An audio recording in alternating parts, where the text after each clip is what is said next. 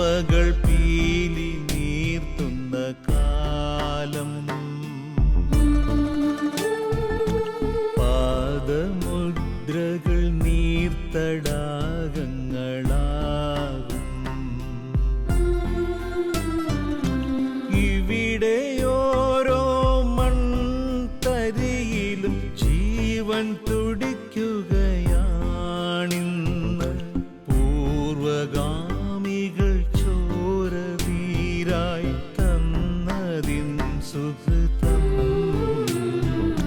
സുഭഗമോർമ്മകൾ പീലി നീർത്തുന്ന കാലം. പാദമുദ്രകൾ നീർത്തടാകങ്ങളാകും.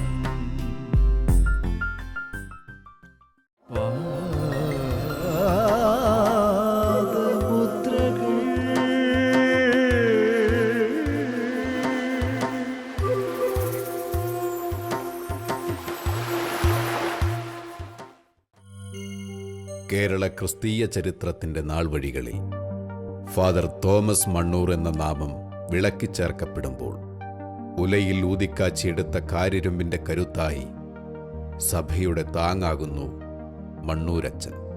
ദാരിദ്ര്യവും സഹനവും ഇച്ഛാശക്തിയും കൊണ്ട് കെട്ടിപ്പടുത്ത ഗോപുരങ്ങളിൽ ആത്മീയതയെ ആവാഹിച്ച് യേശുവിനെ കുടിയിരുത്തി മുന്നേറിയ അതികായൻ. സ്നേഹവും സഹനവും പ്രാർത്ഥനയും ക്രിസ്തീയതയുടെ മുഖമുദ്രയെന്ന് തൻ്റെ പന്ഥാവുകളിലെ പാദമുദ്രകളിലൂടെ ലോകത്തിന് കാണിച്ചുകൊടുത്ത് മണ്ണൂരച്ചൻ കാലത്തിന് മുന്നേ നടക്കുന്നു.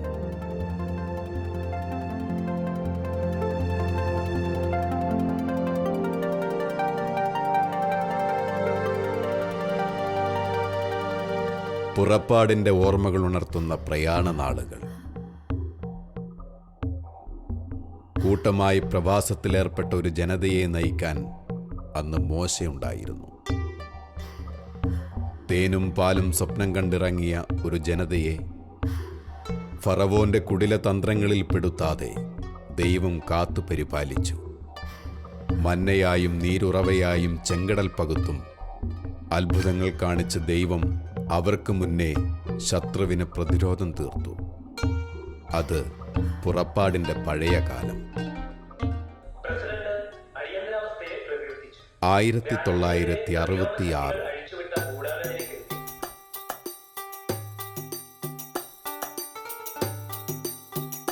തലചായ്ക്കാൻ മണ്ണിനിടം തേടി പുറപ്പെട്ട ഒരു ജനത ഷിമോഗ എന്ന കർണാടക ഗ്രാമത്തിന്റെ വനാതിർത്തികളിൽ കൂരകൾ കെട്ടി പാർപ്പിടമൊരുക്കി. മണ്ണിനെ കിളച്ചുമറിച്ച് ജീവിതച്ചാലുകൾ തീർത്ത് അവർ പറിച്ചു നടപ്പെട്ട ജീവിതത്തെ മുളപ്പിച്ചു.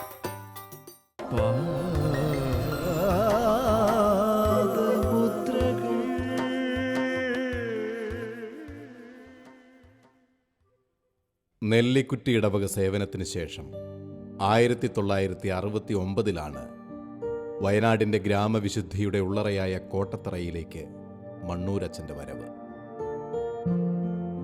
രോമകൂപങ്ങൾക്കിടയിലൂടെ അരിച്ചിറങ്ങുന്ന കൊടും തണുപ്പ്, അസ്ഥി തുളച്ച് മജ്ജയെ ആക്രമിക്കുന്ന കാലം. മൺസൂൺ കാലത്ത് തുള്ളിക്കൊരുകുടമായി ഉതിർക്കുന്ന മഴത്തുള്ളികളിൽ കൊടും പട്ടിണിയുടെ അങ്കലാപ്പ് മാത്രം. അതായിരുന്നു അന്നത്തെ വയനാടിൻ്റെ നേർരേഖ.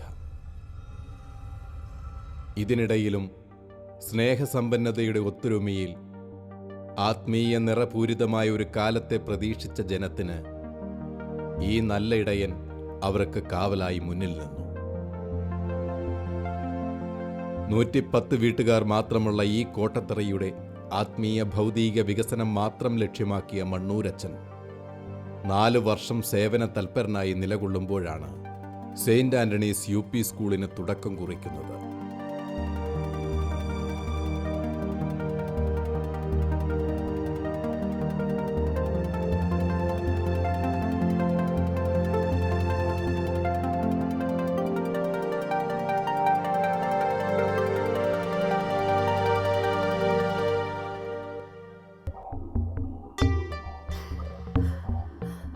അതിനിടയിലാണ് ഈ റോഡ് പണി പൂർത്തിയാക്കിയത്.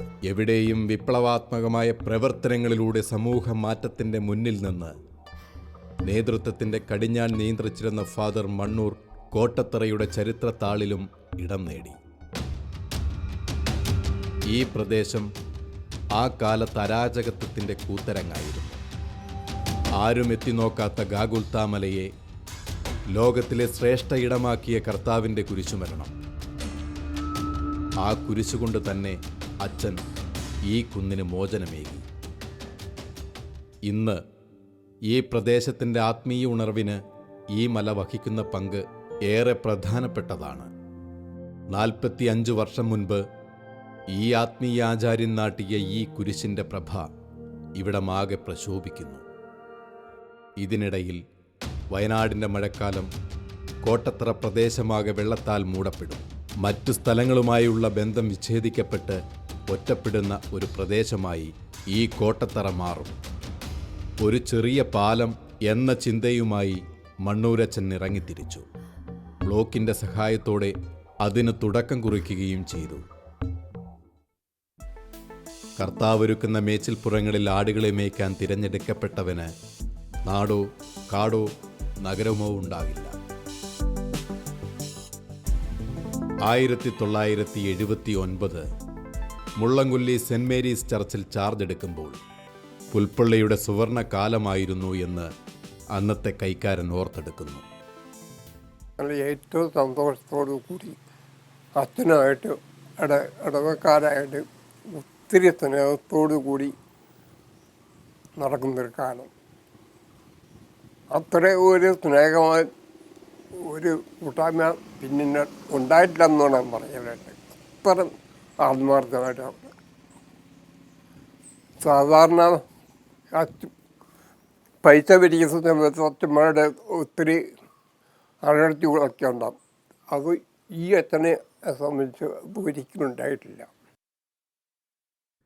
തലമുറയുടെ വ്യതിയാനങ്ങൾ കാതോർത്ത് ഓർമ്മയുടെ ഒറ്റത്തുരത്തിൽ ഇവർ. ആത്മീയ കാര്യങ്ങളെന്ന് പറഞ്ഞാൽ അച്ഛന് ഏത് വഴിയിലും നന്നായിട്ട് പ്രവർത്തിക്കാൻ സാധിച്ചിട്ടുണ്ട്. അത് ഈ പപ്പ നന്നായിട്ട് സിഗരറ്റ് വലിക്കുകയും ബീഡി വലിക്കുകയും കള്ളു കുടിക്കുകയും ചെയ്യുമായിരുന്നു.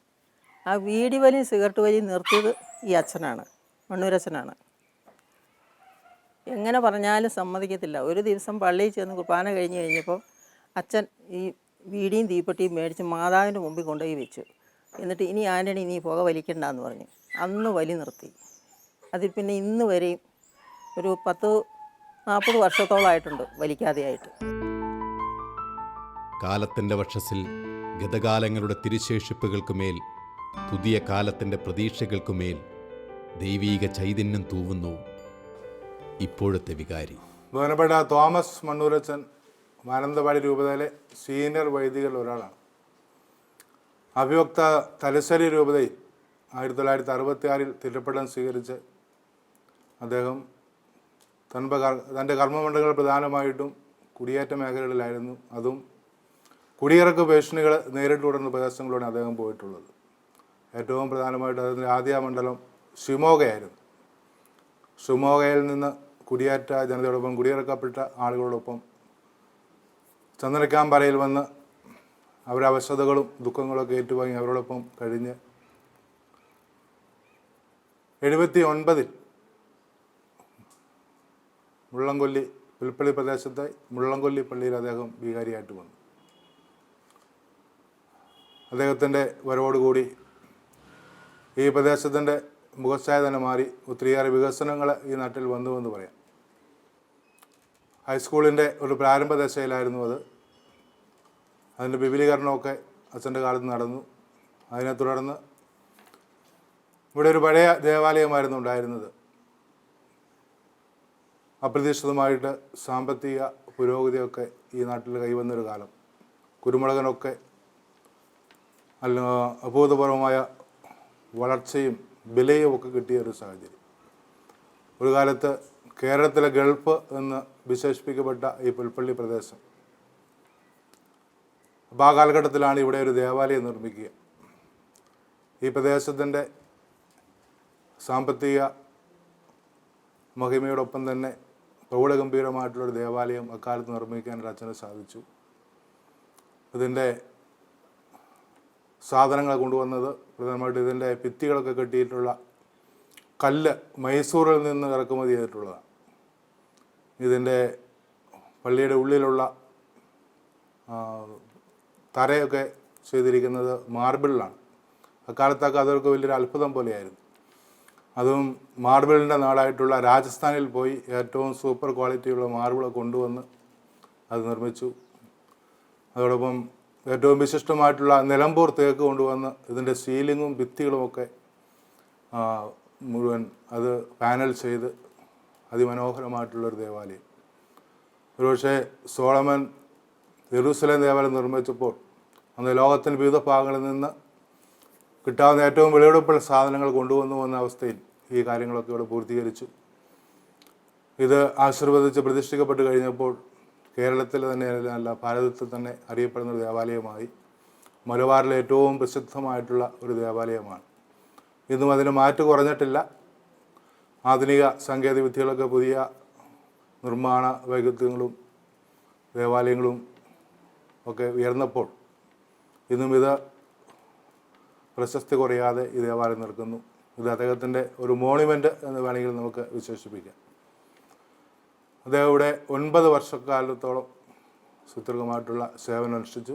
79 മുതൽ 88 വരെ.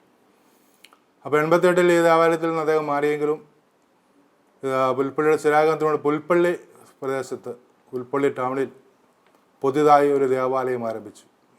ആ ദേവാലയവും വളർന്ന് ഒന്നുമില്ലായ്മയിൽ നിന്ന് ആരംഭിച്ച് അത് വളർന്ന് വികസിച്ച് ഒരു വലിയ ഇടവകയായിട്ട് ഇന്ന് പുൽപ്പള്ളി ദേവാലയവും മാറിയിരിക്കുന്നു. ഈ പ്രദേശത്തിന് അദ്ദേഹം ചെയ്ത സേവനങ്ങൾ നിസ്തലമാണ്. എന്നും ജനഹൃദയങ്ങളിൽ അതിൻ്റെ ഓർമ്മ അവർ സൂക്ഷിക്കുന്നു. അച്ഛനോടുള്ള സ്നേഹവും കടപ്പാട് എല്ലാ മനുഷ്യഹൃദയങ്ങളിലും ഉണ്ട് എന്ന് എടുത്തു പറയുവാൻ സാധിക്കും. 32 വീടുകളായിരുന്നു 1982 ഇടവക രൂപീകരിക്കുമ്പോൾ ഉണ്ടായിരുന്നത്. ഇവിടുത്തെ ജനതയുടെ ആത്മീയ ഉണർവ് അതൊന്നുകൊണ്ട് മാത്രമാണ് ഈ ദേവാലയവും ഈ വിശ്വാസികളും ആത്മീയ ഇടം ഇവിടെ തീർത്തത്. 1950 ഇവിടെ കുടിയേറ്റം ആരംഭിക്കുന്നത്. പിന്നെ പുൽപ്പള്ളി ദേവസ്വത്തിൻ്റെ 14,998 ഏക്കർ ഭൂമിയാണെന്ന് കുടിയേറ്റക്കാർ കുടിയേറാൻ വേണ്ടി ഉപയോഗിച്ചത്. ആ ഭൂമിയിലാണ് ആദ്യമായിട്ട് കുടിയേറ്റം നടന്നത്. കുടിയേറ്റം എന്ന് പറയുമ്പോൾ ആദ്യകാലത്ത് വന്നൊരു ദേവസ്വത്തിൽ നിന്ന് രേഖയോടുകൂടി കുടിയേറി. ഇനി കുറേ കാലം കഴിഞ്ഞപ്പോൾ ആൾക്കാരിങ്ങനെ വന്നിട്ട് കയ്യേറ്റം പോലെ അങ്ങനെ കൂടുതൽ ആൾക്കാർ പിന്നെ ഭൂമി വെട്ടിപ്പിടിച്ച് കയ്യേറാൻ തുടങ്ങിയപ്പോഴാണ് കുടിയിറക്കൻ്റെ പ്രശ്നമുണ്ടായത്. അച്ഛനും ഇവിടെ വരുമ്പോൾ ചെറിയ പള്ളിയാണ് ഉണ്ടായിരുന്നത്. അപ്പോൾ പള്ളി പണിയാൻ വേണ്ടി അച്ഛൻ ഒരുപാട് കഷ്ടപ്പാട് സഹിച്ചു. ഇവിടെയുള്ള ആൾക്കാരിൽ നിന്നൊക്കെ പിരിവെടുത്തും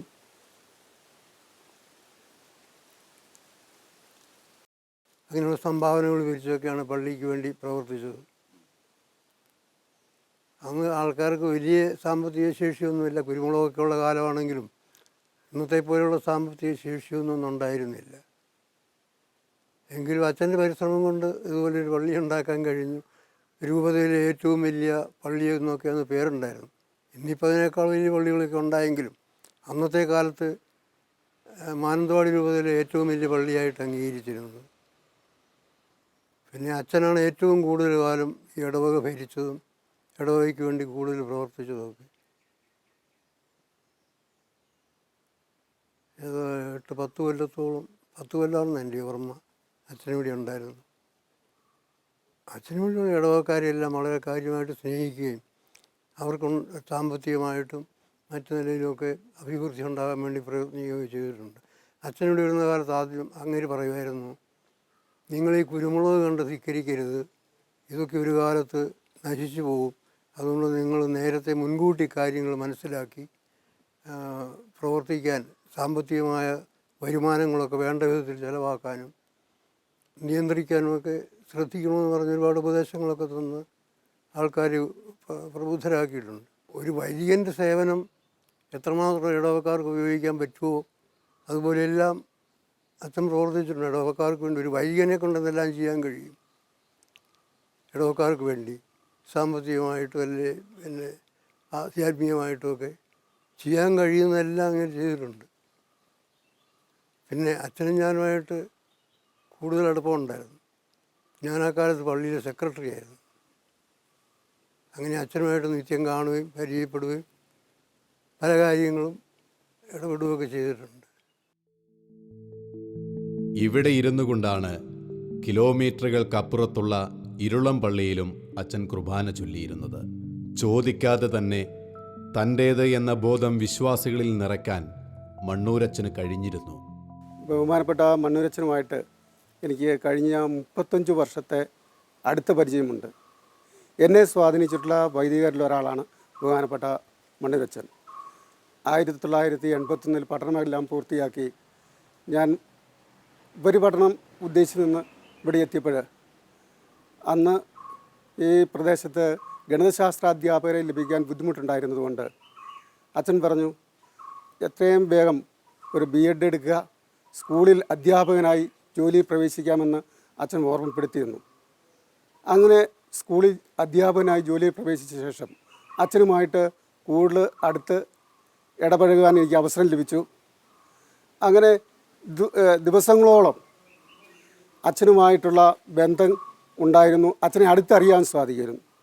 നല്ലൊരു വൈദികൻ, നല്ലൊരു സഹായി, മറ്റുള്ളവരെ വളരെയധികം പ്രോത്സാഹിപ്പിക്കുന്ന ഒരു വ്യക്തി, മറ്റുള്ളവരിലെ കഴിവുകൾ എന്താണെന്ന് കണ്ടെത്തി അതിനെ പ്രോത്സാഹിപ്പിക്കാൻ വളരെയധികം താല്പര്യം കാണിക്കുന്ന ഒരു വൈദികനായിരുന്നു അച്ഛൻ. എല്ലാ ജാതി മതസ്ഥരോടും സമഭാവനയോടെ കാണുവാൻ അച്ഛന് സാധിച്ചിരുന്നു. ഇതിനിടയ്ക്ക് അച്ഛൻ എന്നെ വളരെയധികം സാധിച്ചതിൻ്റെ ജീവിതത്തിലൊരു പ്രധാനപ്പെട്ട സംഭവം പങ്കുവെക്കാൻ ആഗ്രഹിക്കുകയാണ്. 1985 കാലഘട്ടം എന്നൊക്കെ പറയുമ്പോൾ പുൽപ്പള്ളി പ്രദേശം കുരുമുളക് കൊണ്ട് സമൃദ്ധമായിരുന്നു. എല്ലാ ഭവനങ്ങളിലും ഇഷ്ടം പോലെ സമ്പത്ത് കുന്നുകൂടിയിരുന്ന സാഹചര്യം. അതോടൊപ്പം മുള്ളങ്കല്ലി പള്ളിയെ സംബന്ധിച്ചിടത്തോളം എത്രമാത്രം സമ്പത്ത് അച്ഛനെ എങ്ങനെ വേണേലും കൈകാര്യം ചെയ്യാമായിരുന്നു.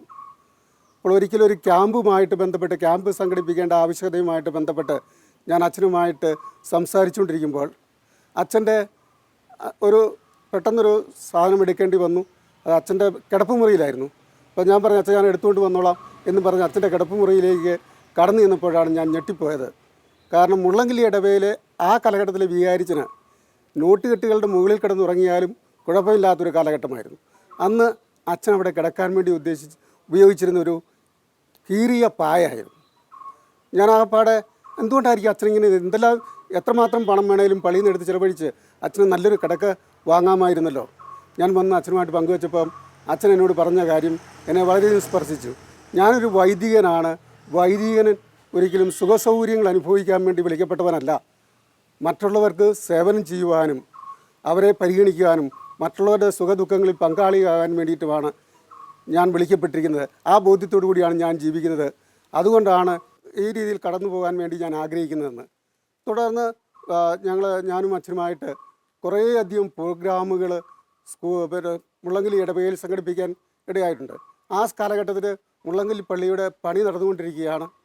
പണി നടന്നുകൊണ്ടിരിക്കുമ്പോൾ ആ കാര്യവും മറ്റു ഭൗതിക കാര്യങ്ങളും അച്ഛൻ ശ്രദ്ധിക്കുന്നുണ്ടായിരുന്നു. പ്രത്യേകിച്ച് യുവജനങ്ങളെ നല്ല നിലയിൽ വളർത്തിക്കൊണ്ട് വരണമെന്ന്, നേതൃത്വ പാഠവുമുള്ളവരാക്കി വളർത്തിക്കൊണ്ട് വരണമെന്ന് അച്ഛന് വളരെയധികം ആഗ്രഹമുണ്ടായിരുന്നു. അപ്പോൾ ആ കാലഘട്ടത്തിൽ ഞാൻ മാനന്തവാടി രൂപതയുമായിട്ട് ബന്ധപ്പെട്ട് പ്രവർത്തിച്ചുകൊണ്ടിരുന്നപ്പോൾ, യുവജന പ്രസ്ഥാനങ്ങളുമായിട്ടൊക്കെ ബന്ധപ്പെട്ട് പ്രവർത്തിച്ചുകൊണ്ടിരിക്കുന്നതുകൊണ്ട് അച്ഛൻ പറഞ്ഞു, നല്ല പ്രോഗ്രാമുകൾ എവിടെ കണ്ടെത്തിയാലും അത് നമ്മുടെ ഇടവകയിലെ കുട്ടികൾക്ക്, യുവജനങ്ങൾക്ക്, മാതാപിതാക്കൾക്ക് കൊടുക്കാൻ വേണ്ടിയുള്ള അവസരം ലഭിക്കുമ്പോൾ അത് സംഘടിപ്പിക്കാൻ വേണ്ടിയുള്ള അനുവാദം തന്നിരിക്കുന്നു. അങ്ങനെ കുട്ടികൾക്ക് വേണ്ടി 3ലധികം നല്ല ക്യാമ്പുകൾ, നേതൃത്വ പരിശീലന ക്യാമ്പ് സംസ്ഥാന തലത്തിലെ പ്രഗത്ഭരായ വ്യക്തികളെ ഉപയോഗിച്ച് നടത്താൻ സാധിച്ചു. അതുപോലെ യുവജനങ്ങൾക്ക് വേണ്ടി അവരുടെ കഴിവുകൾ കണ്ടെത്തി വളർത്തുവാൻ വേണ്ടി ആവശ്യമായിട്ടുള്ള നല്ല ക്യാമ്പുകളെ കണ്ടെത്തി ഞങ്ങൾക്ക് സംഘടിപ്പിക്കാൻ സാധിച്ചു. അതിനേക്കാൾ കൂടുതൽ സന്തോഷം നൽകുന്നത് ഇന്നത്തെ കാലഘട്ടത്തിൽ കുടുംബങ്ങളുടെ നവീകരണത്തിനായിട്ട് ആവശ്യമായ ധാരാളം പ്രോഗ്രാമുകൾ ലഭ്യമാണ്. എന്നാൽ ആ കാലഘട്ടത്തിൽ വളരെ കുറച്ച് സ്ഥലങ്ങളിൽ മാത്രമായിരുന്നു ഉണ്ടായിരുന്നത്. അന്ന് KCBCയുടെ ഫാമിലി അപ്പസ്തോലത്തിൻ്റെ സെക്രട്ടറി ആയിരുന്ന പോൾ തോപ്പിലച്ചൻ അച്ഛൻ നടത്തിയ പ്രോഗ്രാമിൽ ഞാൻ പങ്കെടുക്കുകയുണ്ടായി. അച്ഛൻ്റെ അനുവാദമില്ല, അച്ഛൻ ഇങ്ങനെ മുൻകൂട്ടി ഒരു അനുവാദം തന്നിരുന്നതിൻ്റെ അടിസ്ഥാനത്തിൽ ഞാൻ തോമസ് അച്ഛനോട് ഡേറ്റുകളൊക്കെ ചോദിച്ചു. അങ്ങനെ മുള്ളങ്കിലി ഇടവകയിൽ വർഷങ്ങൾക്ക് മുമ്പ് ഒരു കുടുംബ നവീകരണ ധ്യാനം നടത്താൻ സാഹചര്യം ലഭിച്ചു. ആ ധ്യാനം ഇടവക ജനങ്ങൾക്ക് വളരെയധികം താല്പര്യമുണ്ടാക്കുകയും കുടുംബജീവിതത്തിൽ വ്യത്യസ്തമായൊരു കാഴ്ചപ്പാടോട് കുടുംബജീവിതത്തെ കാണുവാൻ വേണ്ടി അവരെ പ്രേരിപ്പിക്കുകയുണ്ടായി. അതുപോലെ മതബോധന രംഗത്ത് അച്ഛനോട് വളരെയും അടുത്ത് ഇടപെടാൻ സാധിച്ചിട്ടുണ്ട്. മതബോധന രംഗത്ത് പ്രവർത്തിക്കുമ്പോൾ അച്ഛൻ സൺഡേ സ്കൂളിൽ വരുന്ന എല്ലാ കുട്ടികളെയും വളരെയധികം ശ്രദ്ധാപൂർവം കൈകാര്യം ചെയ്യാറുണ്ടായിരുന്നു. കടന്നു പോകുന്ന ഓരോ വർഷവും നല്ല കുട്ടികളായി ദൈവത്തിനും മനുഷ്യർക്കും പ്രീതിയിൽ വളരുന്ന കുഞ്ഞുങ്ങളായി വളർന്നു വരണമെന്ന് അച്ഛൻ ആഗ്രഹിച്ചിരുന്നു. അന്ന് ഞാൻ സൺഡേ സ്കൂളിൽ പഠിപ്പിക്കുന്ന ഒരു അധ്യാപകനായി പ്രവർത്തിക്കുമ്പോൾ അച്ഛൻ അതിനാവശ്യമായിട്ടുള്ള മാർഗനിർദ്ദേശങ്ങളൊക്കെ തരാറുണ്ടായിരുന്നു. അതും എൻ്റെ ജീവിതത്തെ വളരെ സ്വാധീനിച്ചിട്ടുള്ള ഒരു കാര്യമാണ്. അതോടൊപ്പം കുടിയേറ്റക്കാരുടെ കുടുംബങ്ങളിൽ കടന്നു ചെന്നുകൊണ്ട് അവരിൽ ഒരാളായി തീരുവാൻ വേണ്ടി അച്ഛൻ വളരെയധികം പരിശ്രമിച്ചിട്ടുണ്ടായിരുന്നു.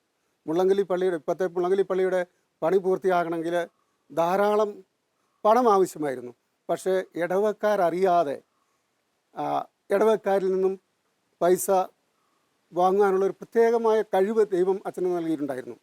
അത് ആർക്കും ഒരു ബുദ്ധിമുട്ടുമുണ്ടാകാത്ത വിധത്തിൽ അച്ഛൻ അവരുടെ ഭവനങ്ങളിൽ ചെന്ന് പറഞ്ഞ് അച്ഛൻ പ്രതീക്ഷിച്ചാൽ കൂടുതലായിട്ടുള്ള കാര്യങ്ങൾ അവർ കൊടുക്കുകയും ചെയ്ത് അങ്ങനെയാണ് ഇന്നത്തെ രീതിയിൽ വർഷങ്ങൾക്ക് മുമ്പ് മനോഹരമായ ഈ മുള്ളങ്കിലി പള്ളി രൂപപ്പെട്ടത്.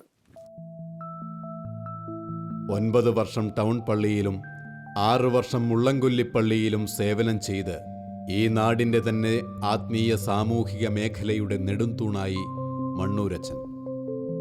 കണ്ണിലെ കരടെന്നല്ല, കണ്ണിലെ കൃഷ്ണമണി എന്നാണ് ഈ നാട് മണ്ണൂരച്ചനെക്കുറിച്ച് പറയുന്നത്. മണ്ണൂരച്ചനോട് വന്നു ആരംഭത്തിൽ തന്നെ തുടങ്ങി. ഇവിടെ ഒരു നല്ല പള്ളിയുടെ ആരംഭം ജനങ്ങൾ അച്ഛനോട് പറഞ്ഞു, നമുക്കൊരു പള്ളി ഉണ്ടാക്കണം, അതിൽ മാതാവിനൊരു പള്ളി ഇവിടെ വേണം, ഒരു പള്ളി ഉണ്ടാക്കണം, അതിനെന്താ വഴിയെന്ന് ചോദിച്ചു. അച്ഛൻ അങ്ങോട്ട് നേതൃത്വം ഏറ്റെടുത്ത് നമുക്കൊന്നും തുടങ്ങാമെന്ന് പറഞ്ഞ് അങ്ങ് തുടങ്ങി. എന്തായാലും കൊള്ളാം. അവിടുന്ന് കൊല്ലം ഞാൻ മറന്നുപോയി. ആദ്യം അന്ന് കല്ലൊക്കെ കിട്ടാൻ ബുദ്ധിമുട്ടുണ്ട്. അതൊക്കെ ഞങ്ങൾ അമ്പലവയിൽ നിന്നൊക്കെ കൊണ്ടുവന്ന് ഇറക്കി പയ്യെ തലയൊക്കെ കെട്ടി കാശ് പിരിവെന്ന് പറഞ്ഞാൽ അന്ന് കാശൊന്നും കിട്ടാനുള്ള കാലമല്ല ഇവിടെ. മൊത്തത്തിൽ കാശിൻ്റെ വരുമാനമൊക്കെ കുറഞ്ഞ് വലിയൊരു ഇതില്ല. തുടങ്ങാമെന്ന് പറഞ്ഞാൽ ഏതായാലും തുടങ്ങി. അപ്പോൾ അന്ന് അച്ഛൻ ഒരു കണക്കൊക്കെ ഉണ്ടാക്കുമ്പോൾ ഒരു 10 ലക്ഷം രൂപയ്ക്ക് തീരുമെന്നുള്ള പ്രതീക്ഷയില്ല തുടങ്ങിയത്. ഏതായാലും അത് 10 ലക്ഷത്തിന് കുറച്ചുകൂടെ മുകളിൽ പോയി. അത് ജനങ്ങളുടെ സഹകരണം കൊണ്ടത് ഒന്ന് നടന്നു. ആ പണികളൊക്കെ അച്ഛൻ്റെ നേതൃത്വത്തിൽ തന്നെ നടന്നു. പണി വരുമ്പോൾ ഓരോ പ്ലാന് കൊണ്ടുവരുമ്പോൾ അതിന് വേണ്ട സാധനങ്ങൾ ഇവിടെ നമ്മുടെ കോഴിക്കോടൊക്കെ വില കൂടുതലായതുകൊണ്ട് ഞങ്ങളത് കോയമ്പത്തൂരിൽ നിന്നൊക്കെ വരുത്തി. കോയമ്പത്തൂരിൽ നിന്ന് നേരിട്ട് വരുത്തുക. ഇരുമ്പ് പടിക്കാരി ആസ്പത്രി ഷീറ്റും ഒക്കെ അന്നത്തെ കൊണ്ടുവന്ന് ഇവിടെ കൊണ്ടുവന്ന് ഇവിടെ ഇറക്കി തന്നവർ. അപ്പോൾ ഒരു വിലയിലൊക്കെ കുറേ വ്യത്യാസം കണ്ടു. അങ്ങനെ പണിയെടുപ്പിച്ച് വന്നപ്പം അകത്ത് എന്ത് ചെയ്യണമെന്നൊരു അഭിപ്രായം പറഞ്ഞപ്പോൾ നമുക്ക് കുറച്ച് തേങ്ങിൻ്റെ മരം കിട്ടിയാൽ അതൊന്ന് വൃത്തിയാക്കാം. ഭിത്തിയും കട്ടയൊക്കെ അന്ന് ഉള്ളതുകൊണ്ട് പണിത് കല്ലുമൊക്കെ ആയിട്ട് മൈസൂരിൽ നിന്ന് കൊണ്ടുവന്ന കല്ലാണ് ആ പുറത്തുള്ളത്. അത് അങ്ങനെ പണിയാൻ അങ്ങനെ നടക്കുമ്പോൾ ഇത് പണിത് തീർന്നു. അപ്പോൾ ഇത് അകത്തൊന്നും മെനയാക്കണം. അപ്പോഴാണ് ഞങ്ങൾ നിലമ്പൂർ അച്ഛൻ പറഞ്ഞു നമുക്ക് പോയി എവിടെയെങ്കിലും തേങ്ങ മേടിക്കണം. അന്നരച്ഛൻ പറഞ്ഞു നമുക്ക് എവിടെ കിട്ടും. ഞാൻ പറഞ്ഞു എനിക്ക് കുറച്ച് മരക്കത്തിൻ്റെ ഏർപ്പാടുമായിട്ട് ബന്ധമുണ്ടാകും, നമുക്ക് നിലമ്പൂർ പോയി നോക്കാം തേക്ക് കിട്ടാൻ. നിലമ്പൂരാകുന്ന നല്ല തേക്ക്, പഴയ നല്ല തേക്കുള്ളൂ. അതെന്ന് പറഞ്ഞ് ഞാൻ പിന്നെ പോയി. എനിക്ക് ഈ മരക്കച്ചവടക്കാരായിട്ട് പരിചയമുണ്ടായിരുന്നു. അപ്പം ഇത് പള്ളിയുടെ ആവശ്യത്തിലാണ്, അതുകൊണ്ട് നിങ്ങൾ നമ്മളെ ഉപദ്രവിക്കരുത്, നിങ്ങളൊക്കെ മാറി നിൽക്കാൻ പറഞ്ഞിട്ട് ഞാനൊരു 2 ലാട്ട് വിളിച്ചെടുത്തു. കുറച്ച് വിലയ്ക്ക് തന്നെ വിളിച്ചെടുത്തു, കുറഞ്ഞ വിലയ്ക്ക്.